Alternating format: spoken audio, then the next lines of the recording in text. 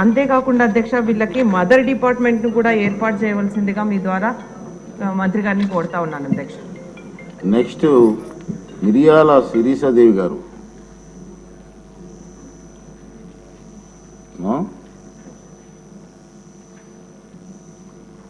తర్వాత రెడ్డప్ప గారి మాధవ్ గారు. ధన్యవాదాలు అధ్యక్ష, ఈ అవకాశం ఇచ్చినందుకు.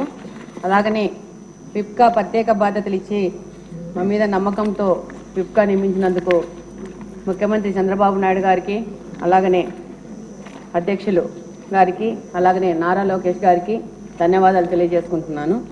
అధ్యక్ష, మహిళా సంరక్షణ కార్యదర్శులు అని చెప్పేసి గత ప్రభుత్వము సచివాలయ విధానాన్ని మొదలుపెట్టి అందులో వివిధ విభాగాలకి రిక్రూట్మెంట్ చేసుకొని వివిధ విభాగాల్లో ఉద్యోగాలు ఇచ్చి పెట్టారు. కానీ మహిళా సంరక్షణ కార్యదర్శులకి వాళ్లకు ఎవరి కింద పని చేయాలనే విషయం మాత్రము స్పష్టంగా లేదు. వాళ్ళకి ట్రాన్స్ఫర్లు కావాలంటే పోలీస్ డిపార్ట్మెంట్ దగ్గరికి వెళ్లాల్సి వస్తుంది. వాళ్ళ మీద అడ్మినిస్ట్రేషన్ మాత్రం మున్సిపల్ డిపార్ట్మెంట్ చేస్తూ ఉంది. వాళ్ళ మీద ఎగ్జిక్యూషన్ మాత్రం ఎవరు చేస్తున్నారో తెలియని విధంగా తయారైపోయింది. వీళ్ళని చాలా డిపార్ట్మెంట్లు ఇప్పుడు మనకు సచివాలయంలో చూస్తే ఎక్కడైనా వాళ్ళకి ఇచ్చిన జాబ్ చార్ట్ ప్రకారం ఎక్కడైనా అక్రమ కట్టడాలు జరిగితే వాళ్ళు వెళ్ళి ఇన్ఫార్మ్ చేయాలని ఉంది. అలాగని అంగన్వాడీలోకి వెళ్ళిపోయేసి అంగన్వాడీలలో ప్రెగ్నెంట్ ఉమెన్ కానీ, అనిమిక్ పేషెంట్స్ కానీ, ఆఫ్టర్ డెలివరీ అయిపోయినాక లాక్టిక్ ఉమెన్స్ కానీ సంరక్షణ కూడా వీళ్ళకే అప్పచెప్పడం జరిగింది అధ్యక్ష.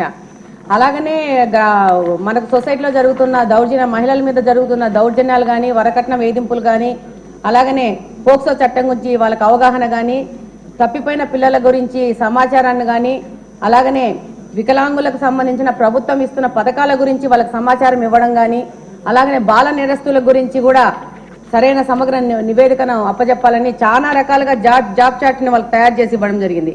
కానీ వాస్తవంగా ఈరోజు సచివాలయంలో గమనిస్తే ఈ యొక్క మహిళా సంరక్షణ కార్యదర్శులు ఏం పని చేస్తున్నారంటే జిరాక్స్ మిషన్లో పేపర్లు పెట్టుకుంటూ తీసుకుంటూ టైంపాస్ చేస్తున్నారు. కానీ వాళ్ళకి జాబ్ ఏంటి, వాళ్ళు చేయాల్సిన పని ఏంటనేది దిశానిర్దేశం లేకుండా వాళ్ళది ఒక పోస్ట్ వేస్ట్ అయిపోయిన విధంగా తయారైపోయింది. ఇప్పుడు మంచి ప్రభుత్వం, తెలుగుదేశం ప్రభుత్వం, కూటమి ప్రభుత్వం వచ్చింది. ఈ యొక్క సచివాలయ ప్రక్షాళన అనేది చేయాల్సిన అవసరం ఎంతగానో ఉంది. వీళ్ళకి వీళ్ళ డ్యూటీస్ అనేసి ఒకసారి ప్రభుత్వం ఆలోచించి వాళ్ళకి సరైన దిశానిర్దేశం ఇవ్వాల్సిన అవసరం ఉంది అధ్యక్ష. నమస్కారం అధ్యక్ష. శ్రీమతి విజయశ్రీ గారు. మినిస్టర్ గారు మీరు రిప్లై అవ్వండి. అధ్యక్ష, గౌరవ సభ్యులు రవికుమార్ గారు, చరితారెడ్డి గారు, మాధవిరెడ్డి గారు ఇచ్చిన వాళ్ళు అడిగిన క్వశ్చన్స్కి అధ్యక్ష ఇక్కడ